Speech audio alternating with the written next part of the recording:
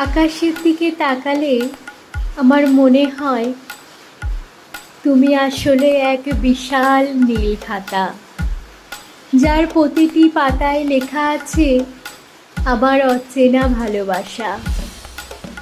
সকাল হলে সূর্যের আলোয় আমি তোমার চোখের দীপ্তি দেখি, সন্ধ্যা হলে লালিমার ভেতর আমি তোমার ঠোঁটের ছোঁয়া খুঁজি, আর রাতের তারা ভরা আকাশে আমি তোমার নিঃশব্দ নামে ডাকি।